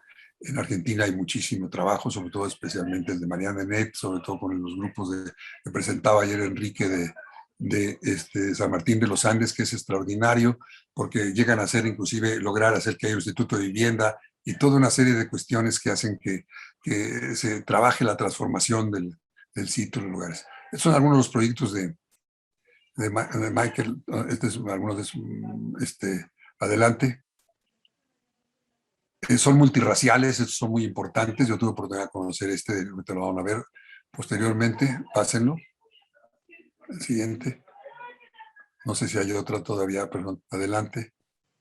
Bueno, desgraciadamente no salió uno de los esos en el que tiene un local, que tiene casas al frente y tiene una clínica también al frente, perdón, tiene departamentos al frente y casas atrás, hecho con 17 etnias en San Francisco, ¿no? Un trabajo en que se expresa la estética también de estos grupos, ¿no? Bueno, entonces, como ven ustedes, ya hay digamos, la red latinoamericana del hábitat. Hemos promovido junto con la UNAM, con la Facultad de Arquitectura, un diseño,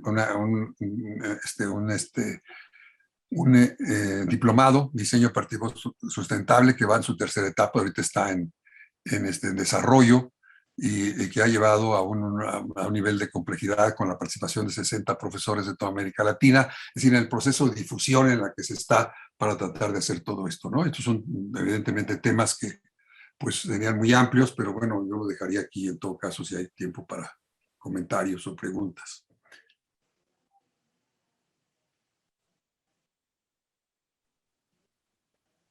Pues muchísimas gracias, doctor Gustavo Romero, pero la sacudida que nos está dando a las escuelas, yo creo que es principalmente la importancia de este foro, de realmente escuchar cuáles son esos cambios y esas, vamos a decir, esas ampliaciones de la conciencia y de la responsabilidad que todos debemos implementar. Yo creo que el consejo científico que decidió los temas son esos, en qué áreas y cómo debemos de promover esos cambios y dejar atrás esas pues clasicistas ideas del arquitecto para los grandes o los poderosos. Entonces, pues muy bienvenidas las preguntas y muchísimas gracias. Gracias a ustedes por tener la oportunidad también de poder hablarles. No, pues una labor muy, muy importante y de una gran trascendencia. No sé si aquí de entre los que están en el panel quisieran hacer algunas preguntas mientras consultamos de las redes de Facebook y de YouTube. Manolo. Sí, gracias. Ahora Enrique. Gustavo, fantástica la presentación, pero una cosa que me sigue llamando la atención. Bueno, yo soy un gran defensor de la arquitectura de los años 60-70, incluso me he atrevido en algún momento a decir que después de esos momentos, años 70, 80 del siglo pasado, no se ha planteado nada nuevo. Hay herramientas nuevas, eso sí, herramientas de representación, incluso herramientas que te permiten proyectar edificios imposibles, lo cual puede estar bien en una revista de arquitectura, quizá no en la realidad, pero toda esta gente que tú acabas de citar, Pyatt, Livingstone, Abraken, es que eran cosas tan importantes que uno se pregunta cómo es posible que haya muchas escuelas de arquitectura que en aras de seguir defendiendo la vanguardia y el estar por delante de todo, haya olvidado algunos de los temas tan importantes que se decían en aquel momento, ¿no? Porque es que en aquel momento, bueno, yo estudié arquitectura en una escuela de arquitectura española, hace bastantes años también, y recuerdo que teníamos una asignatura de sociología, había otra de economía urbana, es decir, y llegó un momento en que los arquitectos dijeron, solo los arquitectos sabemos de arquitectura. Ahí empezó el gran mal de la posmodernidad, ¿no? Y todavía sigue en muchas escuelas ese pensamiento, ¿no? De que los arquitectos formamos una élite, no se sabe muy bien por qué, y somos los únicos que sabemos de arquitectura y publicamos sobre arquitectura y nos compartimos información, tenemos nuestra propia lengua, la arquitect lengua, etcétera, ¿no? Y habría que repasar toda esta literatura porque ahí posiblemente encontremos respuestas a muchos de los problemas que en este momento tenemos.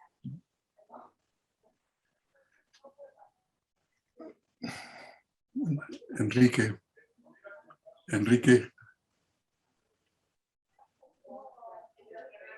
¿Qué tal, Gustavo? Qué gusto que hayas aceptado acompañarnos en este foro. Debo decir en público que con muchísimo orgullo, satisfacción, cariño, recuerdo a Gustavo como mi maestro en la facultad. Yo fui su discípulo en los primeros años del autogobierno y debo decir que muchísimos de los conceptos que se me quedaron fijos sobre la doctrina que ahora nos ha mostrado brillantemente Gustavo, pues vienen de esa época, se me quedaron muy grabados. Y bueno, Gustavo, tú sabes que yo me he dedicado y me dedico ya exclusivamente a la parte académica en lo que se refiere a la teoría, más que la teoría, a la historia, a la historiografía, a la crítica. Y pues mira, una de mis posturas, la postura que tengo recientemente, la que yo ejerzo es, para mí la arquitectura es un fenómeno cultural, o sea, dejó de ser hace ya algunos años para mí aquella que siempre tuve mis sospechas hasta que llegó el momento en que ya me empecé a quitar una serie de mitos. Estoy en un proceso de desmitificación, por un lado, que eso es lo que yo transmito a mis alumnos y en mis escritos y en mis libros. Y por otra parte, yo estoy manejando un concepto que tiene que ver con que la arquitectura es un producto cultural, no es un producto artístico, ni es un producto tecnológico, es un producto cultural en donde inciden muchísimas corrientes, donde se intersectan. Entonces, yo no puedo entender a la arquitectura si no entiendo lo que pasó con las decisiones políticas, las decisiones económicas, las decisiones antropológicas. Eso por un lado. Por otra parte, debo de reconocer que en mis escritos no me he fijado, no he tomado en cuenta todo este gran sector y yo creo que es el momento en que debo ya de reconocerlo y una de las razones de este foro, que tiene ya 19 años trabajando, pues es precisamente aportar y lanzar los anzuelos y lanzar las redes para que se generen cosas. Entonces, yo te voy a buscar, Gustavo, para que tengamos unas conversaciones y pueda yo generar pues un capítulo más para este libro de la historia de la arquitectura mexicana, que tiene ya cerca de 30 años circulando y va en su cuarta edición. A mí siempre me ha parecido extraordinario que la Gustavo Gili haga una cuarta edición de un libro, eso jamás se había dado.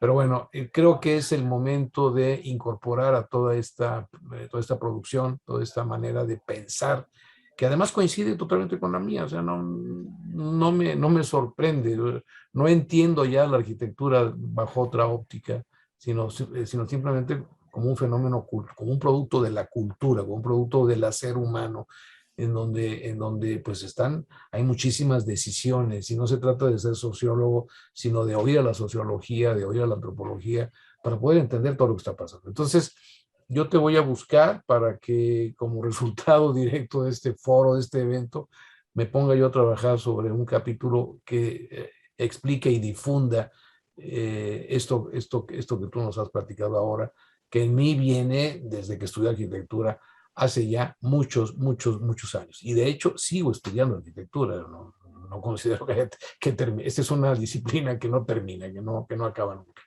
Pero bueno, yo te agradezco muchísimo que hayas aceptado la invitación y que pues hayas provocado lo que seguramente provocaste, igual que Enrique, mi tocayo ayer. Así que son de los grandes resultados de estos eventos, cosa que yo agradezco muchísimo. Yo quisiera comentar un poco lo tuyo y lo de Martín. Manuel, bueno, Manuel ha hecho un gran trabajo cuando nos invitaste a las cuestiones de las divisiones del hábitat, que es parte de esta difusión, ¿no? De que se está haciendo en América Latina y en España, es decir, en ese tipo de cosas. Entonces, en nuestras relaciones con Esteban de Manuel y yo anteriormente, pues tuve la oportunidad de conocer y ser amigos sobre todo de Jordi Borja y de Manuel Castells. Entonces, tipo de cosas. Entonces, esa cuestión de que lo que tú dices, no se conoce las escuelas de arquitectura, es impresionante cómo no se conoce.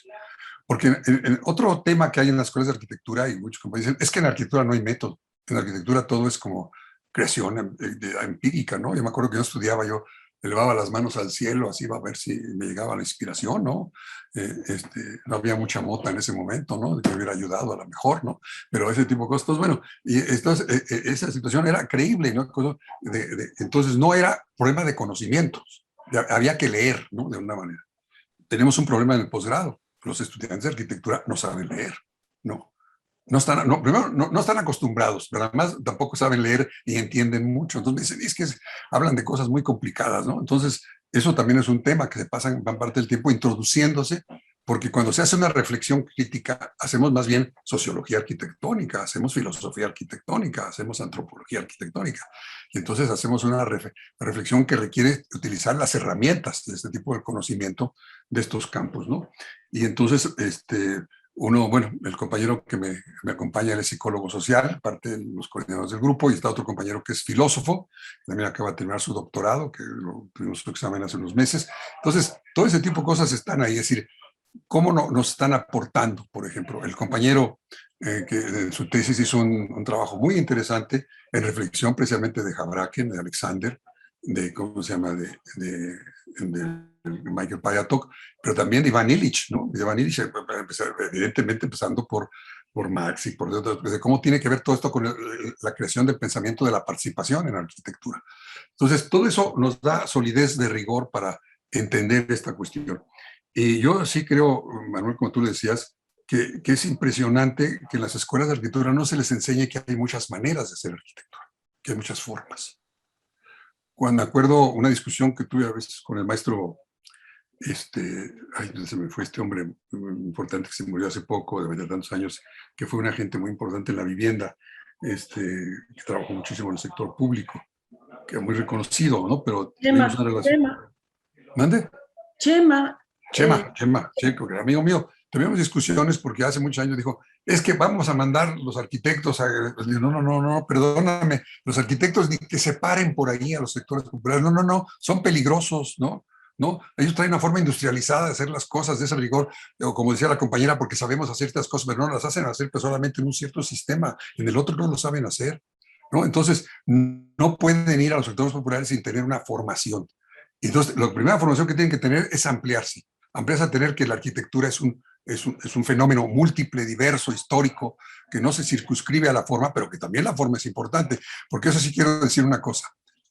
Ayer que Enrique estuvo aquí, ¿no? Cuando nosotros estábamos de compañeros, muchos de los compañeros estuvimos juntos, hemos estado juntos en muchísimas luchas, seguimos estando en muchas luchas, pero yo decidí ser arquitecto de nuevo y me metí al todo el diseño urbano y arquitectónico, a meter todo eso y a hacer diseño, ¿no? Con toda la otra formación, pero hacer diseño, porque ¿saben qué? Muy pocos, tenemos muchos compañeros que están luchando por la protección social de la vida y todo, pero pocos se dedican a la arquitectura. Pero además otra crítica que yo hago mucho de los concursos, inclusive que he estado, acabo de estar ahorita en otro de vivienda progresiva, es que nunca los arquitectos dicen cómo diseñaron. Y cómo participaron, dicen, hicimos bien participativo, sí, pero ¿cómo lo hiciste? ¿Cómo dialogaste con la gente? ¿Con qué mecanismos? ¿Con qué lenguaje? ¿Con qué resultados obtuviste? Nunca. ¿No? Entonces tenemos ese problema del conocimiento, ¿no? Y de la difusión que sería importante hacer ver, ¿no? Porque también nos decía ayer otro compañero profesor que está en el diplomado, decía, es que ahora con el diplomado hemos conocido, porque estamos presentando 20 o 30 casos diferentes a América Latina, solo hemos conocido el diplomado porque es muy difícil llegar a esta información. Pero también porque no la buscan, porque la Cooperación Internacional del Hábitat de América Latina tiene un montón de libros, ¿no? Y tiene una de las mejores bibliotecas que hay en México en este tipo. Lo que pasa es que, pues, ¿cómo se llama? Internet también tiene una cantidad de cosas notable. Me faltó decir también, por lo voy a decir al final, que hay toda una serie de alternativas, hay una búsqueda en la arquitectura, pero búsquedas que yo llamo funcionalistas.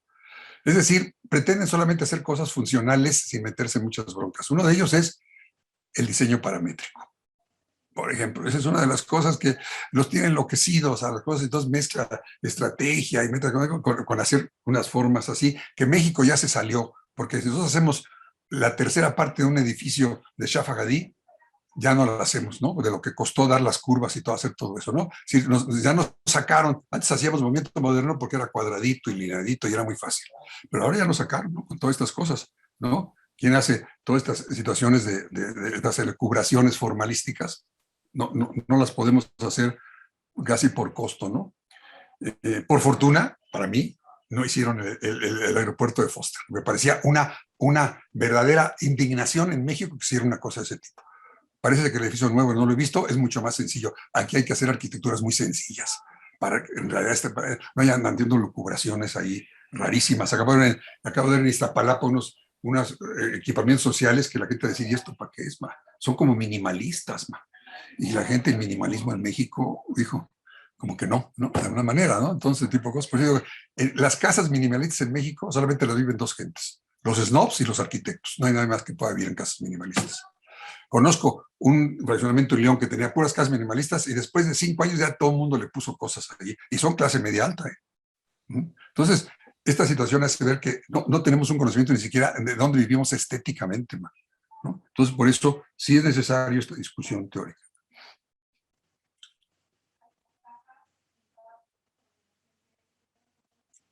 Tenemos a Edith, bueno, es Fabricio, ¿verdad? Una pregunta, adelante. Gracias, y una disculpa porque estoy en la computadora de Edith por un problema técnico ahí que no se resolvió. Pero, doctor Gustavo, qué gusto volver a escucharlo. y quiero nuevamente hacer un comentario y a ver qué piensa de este tema. Todo lo que nos ha platicado, o sea, esta parte práctica en la que ha estado involucrado con distintos actores, evidentemente refleja un gran trabajo, un gran compromiso social que emana de una formación.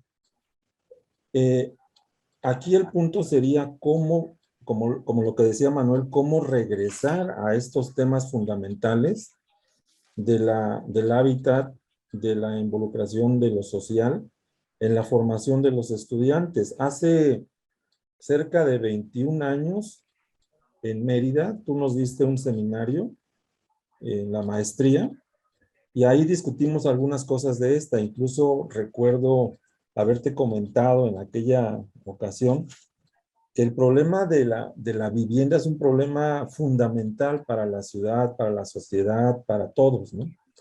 Antes de tener un aeropuerto de Foster, hay mucha gente que necesita tener una casa, ¿no? Y una casa habitable, ¿no? Pero en este sentido de la formación, de lo que nos involucra como escuela, en esta ocasión te preguntaba sobre qué importante sería que el corazón de una formación en arquitectura estuviera centrado en el eje de la vivienda, pero a nivel de licenciatura, porque bien hoy se dan posgrados, se dan especialidades, pero si nos vamos a los datos duros, ¿cuántos de los jóvenes de licenciatura pueden tener la posibilidad de entrar a un posgrado, a una especialidad donde perfilen este enfoque social a través de la vivienda? ¿No sería posible que dentro de la currícula, de un plan de estudios tradicional, pudiéramos incorporar un eje paralelo en el que tuvieran los alumnos una formación sobre este fenómeno del hábitat y su implicación en los modos de vivir y de habitar a través de los autores que, como ya lo dijo Manuel y tú también, han recorrido buena parte de Latinoamérica, que fuera un tronco paralelo, independientemente de que los arquitectos o los jóvenes estudiantes pues practiquen diseño pues, de lo que quieran, ¿no? Pero que paralelamente hubiera esta toma de conciencia sobre la participación real que van a tener una vez saliendo de la escuela, ¿no? Que es fundamentalmente pues los proyectos habitacionales de distinta escala, ¿no? Bueno, pues felicidades por la plática y no sé si puedas comentar algo al respecto. Bueno, pues es un tema, digamos, muy importante, ¿no? En muchos sentidos y no fácil, ¿no? De una forma, ¿no?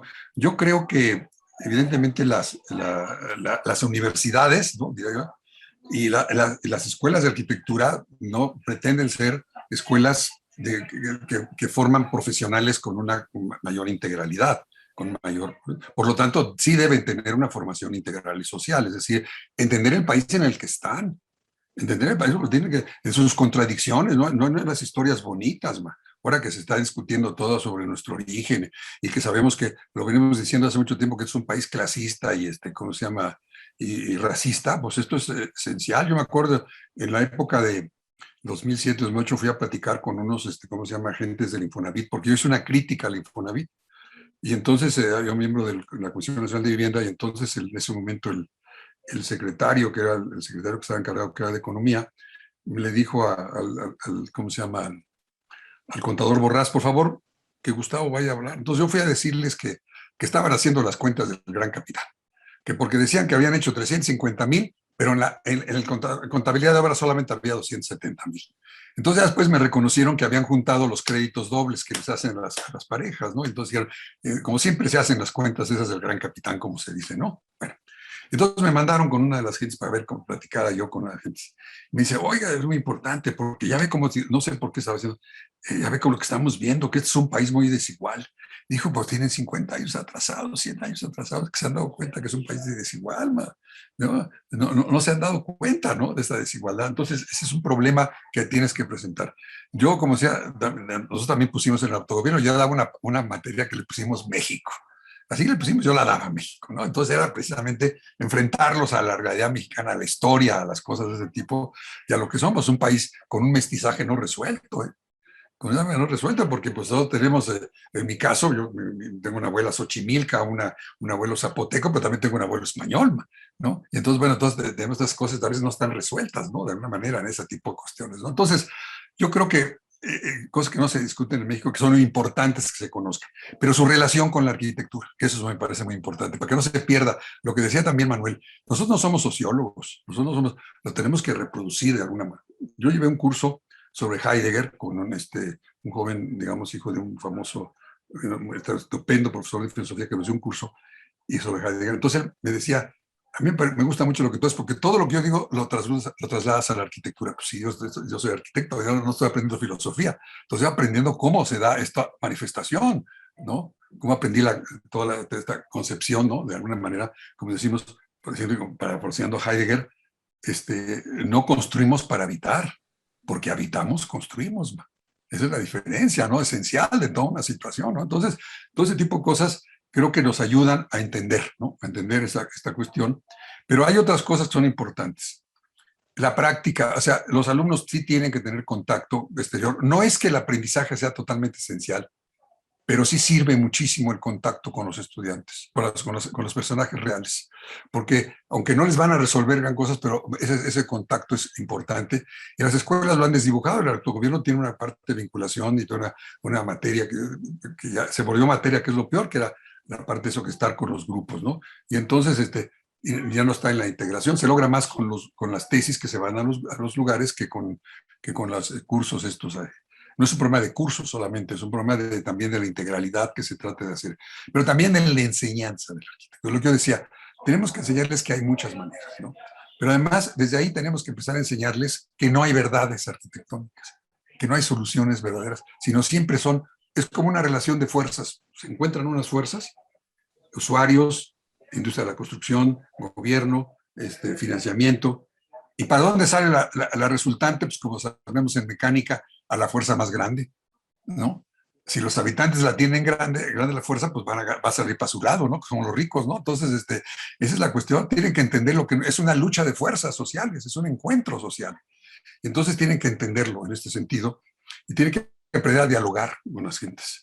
Y entonces tienen que aprender que no hay verdades, ¿no? Entonces, yo por ejemplo critico a muchos profesores y me dicen, es que mira, le dicen a los alumnos, esto está mal por esto, no, esto no está mal.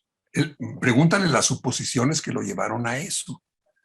Si la suposición no entonces esa suposición puede llevarlo a 3 o 4 soluciones y puede ver cuáles son los pros y los contras, pero no se trata de encontrar la verdad y la respuesta. No hay buenas arquitecturas.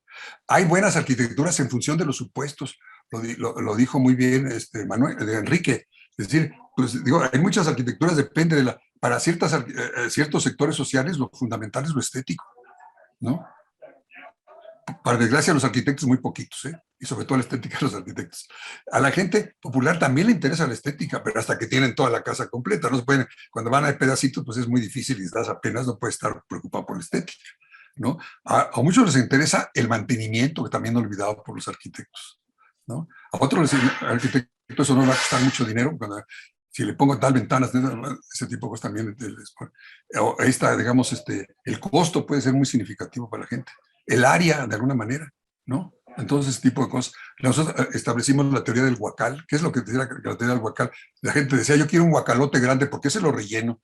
Me haces una casa chiquita y esa no crece, ¿no? Entonces teníamos un sistema en FONAPO que se creó, que la gente tenía que escoger mayor crédito, o digamos, del crédito que tenía poco movimiento, pero podía tener más urbanización o menos urbanización. Más construcción en obra negra o menos construcción, más especificaciones, más esto. Y de acuerdo para donde le jalaba, se le achicaba el otro. Quería más terreno, pues tenía menos para la construcción. Si quería una cuestión más acabada, pues tenía que ser más chiquito. Entonces la gente entendía. Una cosa de la participación es que la gente tome conciencia de esto. Primero de lo propio, de que es su habitar propio, pero también que entiende el habitar general, porque eso es una relación fundamental, ¿no? Que no está. Cualquier obra de arquitectónica en una aldea, pueblo y ciudad tiene un efecto sobre el resto.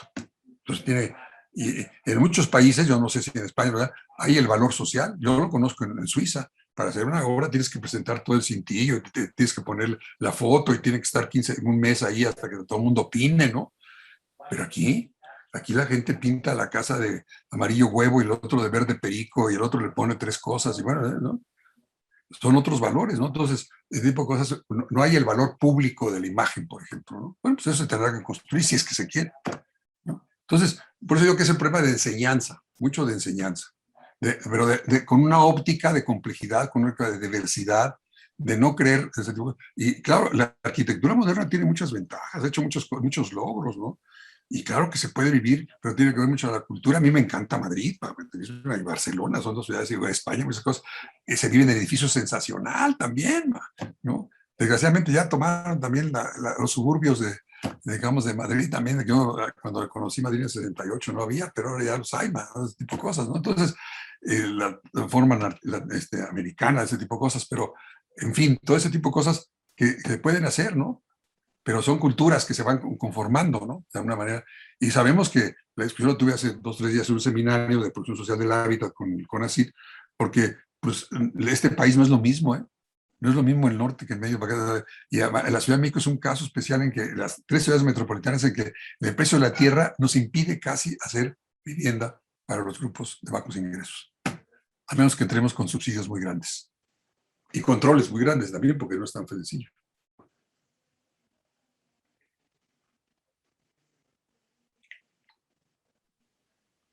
Bien, aquí un comentario o refuerzo del Facebook, nada más que no puedo, y quien lo hace está indescifrable el nombre. Debe cambiar la disciplina, debe cambiar el modo de educar a las futuras generaciones de arquitectos para que podamos tener esa relación más estrecha con la situación real que se vive en cuestiones de vivienda y lo que debe hacerse para integrar a la sociedad en los procesos de diseño. La arquitectura al servicio de la sociedad. Saludos y buenos deseos al doctor Gustavo Romero y al doctor Ulises. Bueno, quiero decir más brevemente algo que me preguntó también, Fabián, en el sentido de que teníamos que dar vivienda. Claro que sí, el eje es la vivienda. Yo también cursé en arquitectura que casi todo era vivienda, porque además el trabajo de los arquitectos está ahí en la vivienda. Y el trabajo urbano puede ser que nos toque trabajar en algún conjunto habitacional, en una zona de habitación, pero casi difícilmente nos va a tocar hacer una plaza o un barrio. Esas cosas son rarísimas, ¿no? De alguna manera, ¿no? Y entonces, además, digamos, quiero decir como anécdota que trajeron el gobierno del Distrito Federal, el gobierno de la Ciudad de México trajo a ¿cómo se llama?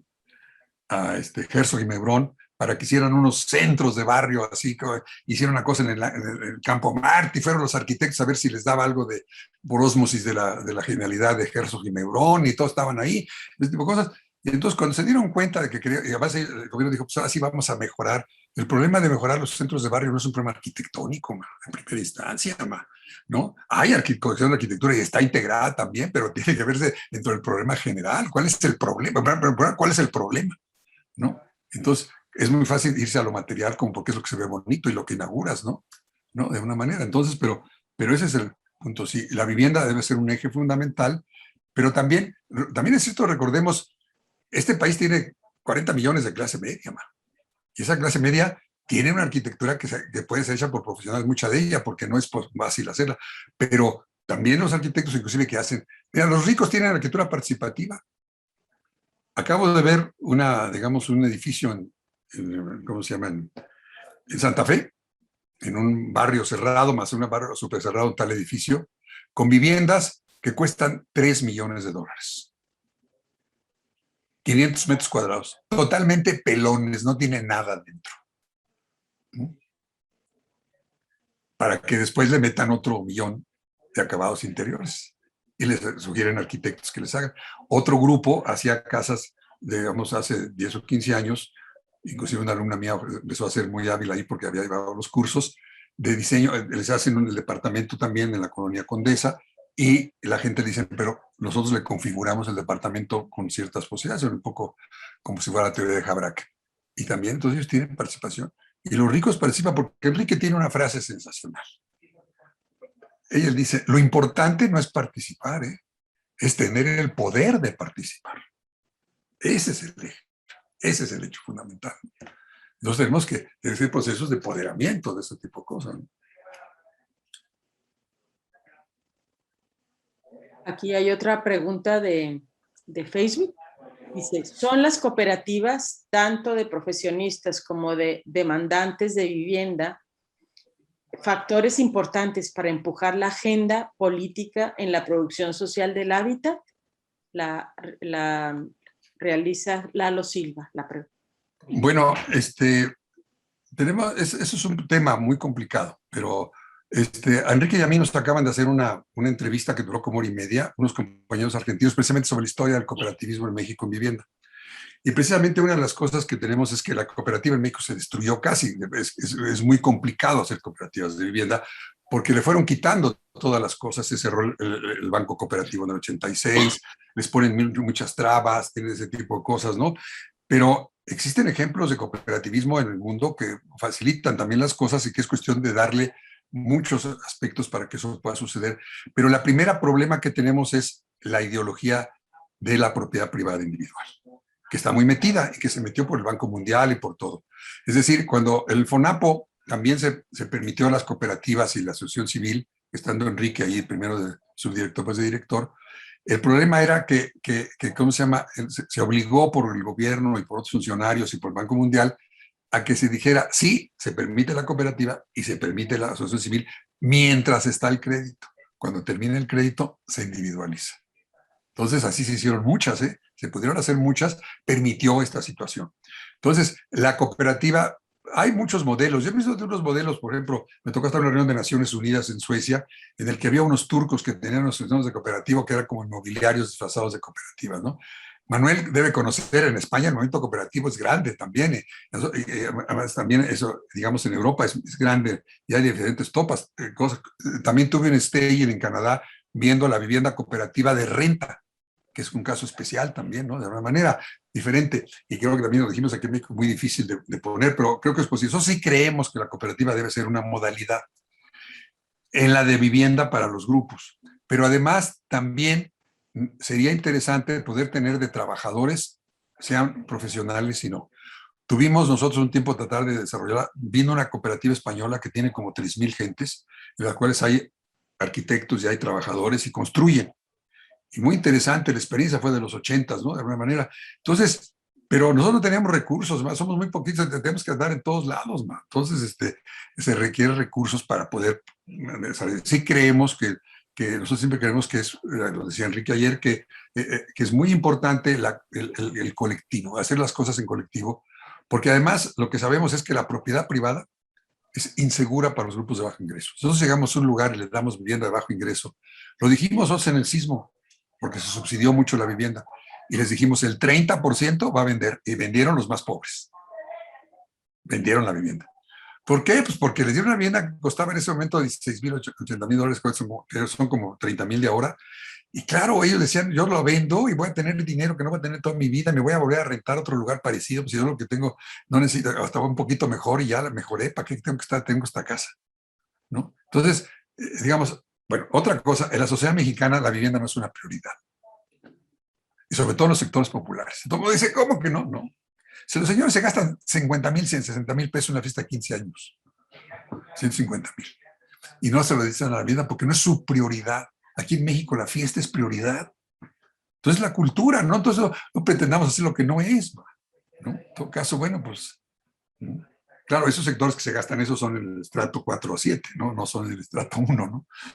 Pero bueno, entonces también entendamos que la pobreza no es un universo diverso, no es lo mismo Chana que Juana, como se dice, ¿no? Ahí no es lo mismo el estrato 1, 2, 3 y el estrato 4, el 4, 5, 6, son otra cosa, ¿no? ¿No? Y ahora tenemos la clase media empobrecida, que también es otro fenómeno, no tanto como en Argentina, ¿no? Me tocó ver con Mariana Neto, hicimos asesorías en ¿cómo se llama? En la ciudad, entonces, me fue el nombre de la nueva pobreza argentina, ¿no? Que era horrible, clase media convertida en pobres, ¿no? Entonces, bueno, lo que nosotros tenemos que conocer los fenómenos de cómo actuamos para hacerlo. y siempre en colectivo, ¿eh? Digo, yo estoy hablando como si yo soy parte de equipos y llegaba a cosas así. Y yo lo que hago como académico es un poco sistematizar y hacer ese tipo de cosas, pero eso es el trabajo del conjunto.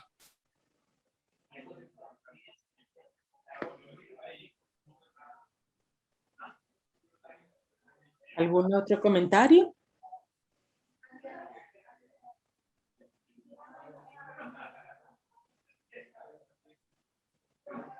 Sí, esta figura de las cooperativas como que pasó ni siquiera a tener una manera de conformarse legalmente. Yo participé muchos años en una cooperativa de carpintería y no encontraba la figura legal para constituirse. Tenía que ser una sociedad de responsabilidad limitada, microindustria, así como que había muchas figuras legales para ser reconocida y eso mismo dificulta mucho la organización interna, porque sí tiene que haber unos socios, sí tiene que haber... Entonces hasta eso se perdió de alguna manera, pues sí, con la nueva estructura política o neoliberal, vamos a decir. Nosotros pudimos hacer, como Enrique lo mencionó, en una cooperativa matriz. Las cooperativas matriz son muy buenas porque esas permiten que haya una cooperativa de servicios o de producción, porque son las dos que hay, ¿no? En la figura de la ley. Inclusive podemos decir que cuando Enrique y yo estuvimos en el gobierno, con Francisco Covarrubio y otros compañeros, ¿sabes? Pretendimos cambiar la ley cooperativa para la vivienda, pero tuvimos una oposición del gobierno, de los priistas y todo, de la gente que venía desde Cárdenas, de que consideraron que era un sacrilegio cambiar la ley cooperativa, que es limitada, pero logramos que se metiera la figura en la ley, después se logró que hubiera la cooperativa de vivienda, que sí existe en la ley. Pero lo que pasa es que, ¿cómo se llama? Es como ese famoso dicho que dicen que de algún presidente, ¿no? La ley, aplíquese pero no se cumpla, ¿no? Entonces ese es el problema de las cooperativas para la producción en ese sentido. Además tienen muchos controles y entonces como supuestamente tienen beneficios. Y además había hasta el chiste aquí, decían, ahí va el dueño de la cooperativa, ¿no? Entonces era ese tipo de cosas que acabaron mucho destruyendo toda esta cuestión, ¿no? Pero sí, yo creo que las de producción sería interesante que si se tiene una matriz, ¿cómo se llama? ¿Farmacia pediste? ¿No? Sí, pero es un arreglo, me mandan una cosa que ya pagué. Una cosa que ya pagué. Vamos en la farmacia. ¿Sí? Va. Perdón. Bueno, pues ese es más o menos esa discusión que también es un tema. Sí, exacto. Bueno, pues agradecemos profundamente este tiempo, esta suma de experiencias y esfuerzos, estas posturas tan claras frente a la realidad y bueno, a todos nos enriquece muchísimo y ciertamente, así como el doctor Enrique se confesó que se va a acercar para incluir este capítulo, pues creo que así las universidades debemos de también establecer estos compromisos en grupo y así en intercambio, ir retomando esta cercanía a esta realidad que es la mayoría de nuestro país y de América Latina en general. Pues yo les agradezco y qué buena oportunidad, qué buenas cosas que podamos tener esta plática. Sí. Y a los compañeros que estaban ayer también, como Selene, como María Eugenia y toda esa gente que está luchando mucho en estos campos, pues muy interesante, ¿no? Edwin, que también es mi alumno, bueno, tiene junto con Luis, que están ahí en la Veracruzada, también tenemos alguna relación pequeña, pero sí. En fin, yo creo que es interesante, ¿no? La verdad. Claro. Ojalá pudiera polemizar con mucha gente que tiene todas ideas que yo considero un poco tradicionalistas y funcionalistas ante la arquitectura, pero bueno. Me permito que me voy a despedir porque me están solicitando para una cuestión ahí de trámite. No, al contrario. Agradecemos. Les mando un saludo a todos, ¿no? Gracias. Un saludo a todos. Gracias. Saludos, gracias. Hasta luego. Nos vemos también. Nos vemos. Gracias, compañero Hasta luego. Hasta luego. Hasta luego. Pues a los demás agradecerles su permanencia a lo largo de este maratón académico y que continuaremos mañana. Entonces, pues muchísimas gracias por sus aportaciones, por compartir sus experiencias y bueno, pues seguimos. Mañana hay 2 mesas más, pero el horario sí va a ser matutino a partir de las 10 de la mañana. Muchísimas gracias. Bueno, Buenas noches. Gracias, buenas noches. Muchas gracias.